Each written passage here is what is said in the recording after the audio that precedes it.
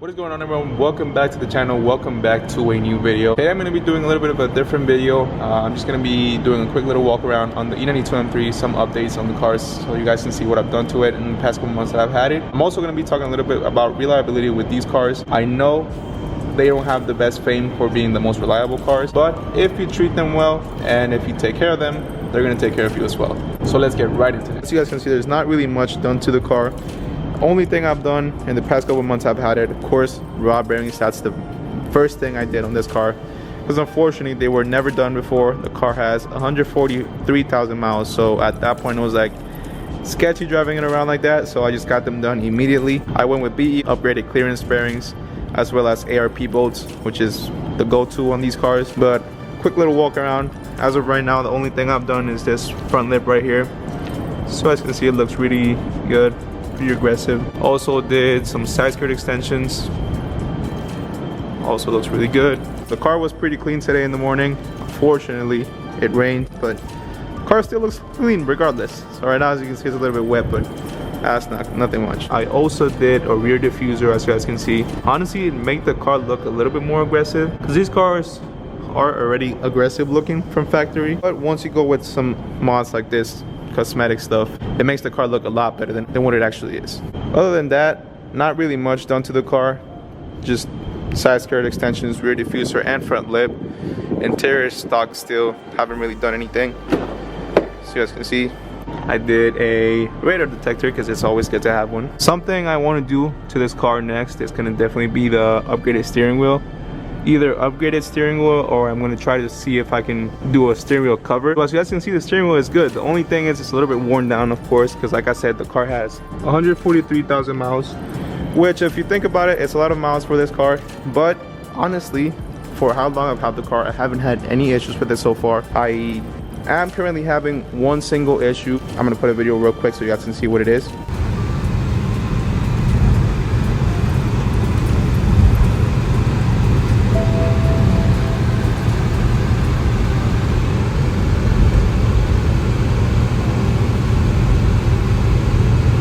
Unfortunately, I can't really figure out what that issue is. I'm still trying to deal with it. It's pretty weird because it's like a come and go thing. It's like nothing that stays forever with the car. So I can't really like diagnose what's going on with the car actually. My thing is, hopefully soon that problem will persist. And if that happens, I'll just do a diagnosis in that case, whenever the problem just persists. Also, look at that sunset behind me. That's that Florida sunset right there. But yeah, other than that, really the car hasn't given me any issues so far. It does have oil leaks. It's a BMW, so can't expect it to not have oil leaks. Currently it's leaking from the oil filter housing gasket, which is something that I'm already planning on doing. I already actually have the parts. The only thing, just needed time to do it. But I'm planning on doing it pretty soon. It's not a crazy oil leak, but it's still there, and I definitely don't want to have oil leaking in the car. So yeah, that's the next thing that I'm definitely going to do with this car. For reliability, like I was saying, the car hasn't given me any issues other than that electrical system malfunction, which is pretty weird. I still haven't figured it out, and I doubt that I'm gonna figure out if the problem still like keeps going on and off like what you see in the video. It's pretty weird because it's like a on and off thing. Like whenever the car's cold, it doesn't really show up, but whenever the car warms up or it's really hot outside, then the issue comes. But I don't know what's going on, honestly. So at this point, I'm just gonna leave it like that, just deal with it as it is, and whenever the issue just stays, then I'm gonna diagnose what's going on. So now for what I think about the car. I've had this car for about, I would say maybe like 4 months now. Honestly, I love the car. It is, I would say, one of the best BMWs ever made. I dare to say that because I feel like it is one of the best BMWs ever made. When it comes to being a daily driver, because this is my daily driver, keep that in mind. Not the best, obviously you don't have the best fuel consumption because it's a V8, of course. But for it being a V8, it's still pretty comfortable and also not that bad on gas. I average around 18 miles per gallon, and I do city and highway as well, so that's not bad, honestly.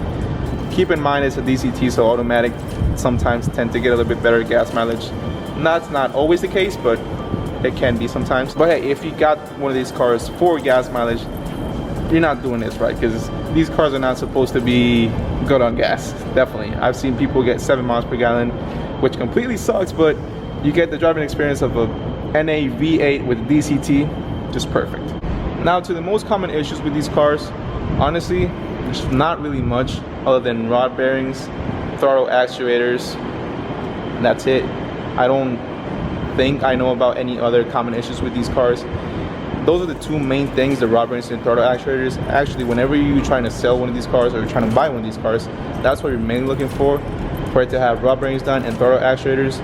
This car, quote unquote, had the throttle actuators done. I'm not sure about it because I haven't confirmed it. So I can't say that it definitely has them done, but that's what they told me. But for the rod bearings, they're definitely not done. I'll put a picture up right now so you guys can see how bad those were. Definitely overdue on replacing them because those were bad. Like I was saying, other than throttle actuators and rod bearings, there's really not anything else to worry about with these cars. They do have their oil leaks, they do have their failures here and there, but it's stuff that comes with the wear and tear. Keep in mind, in my case, this is a 2008 car, so it's a really old car, and you are gonna have issues with the old car, regardless of what car it is. But honestly, with that NA V8, you just get used to it and just deal with it, honestly. Now, I feel like comparing this car to a 340 is definitely not a good comparison because it's an M car. 340 is a base 3 series. But if you think about it, really similar cars when it comes to the power output, and also I would say on the daily aspect as well, and reliability, because believe it or not, these cars are reliable. Most people hate on them, most people bash on them because they're not reliable, but they are, honestly, they are. I haven't had any issues with it other than that electrical system malfunction, but that doesn't do anything to the car. Like, I get all those lights and everything, but I can still drive the car. I still have no issues with the car. Everything works perfectly. It's just all those lights and everything. I would say the 340 is definitely a really fun car, but it gets boring to a certain point and you miss some of that rawness that you get with the E92 M3 over the E9X M3 in general. Keep in mind, these cars have hydraulic power steering, so that's one of the main factors that make it so better at driving and so raw compared to the new M series and 3 series, whatever. Everything is basically electric power steering now, so I would say they're pretty bland on how they drive. They don't really feel that raw compared to something like this. They're still pretty good cars regardless. Sometimes I miss that turbo inline 6 340 with the V58. It's just, they sound so good, but whenever you hear this thing go to 8,500 RPMs, you can't beat that. There's no inline 6 beating that, trust me. Probably the E46 M3, but that's a whole different game. Now for my plans with this car, I'm honestly just gonna keep it for a while. I love the car, I love the rawness of the car, I love how it drives, I love how it sounds, everything. Probably gonna do some upgrades here and there. Keep in mind, we're on a budget here, so we can't really do much. Definitely next thing on the list is something with the exhaust. I need to get this thing sounding a little bit louder.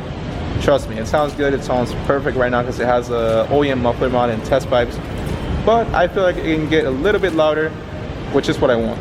I don't want to mess up how the tone is because the tone is perfect right now at this point, but I know I can definitely make it a little bit louder. Now before the video ends, let's just do a quick little cinematic of the E92 M3 with all its steel mods, carbon fiber front lip, side skirt extensions, and rear diffuser. Let's cut right into that.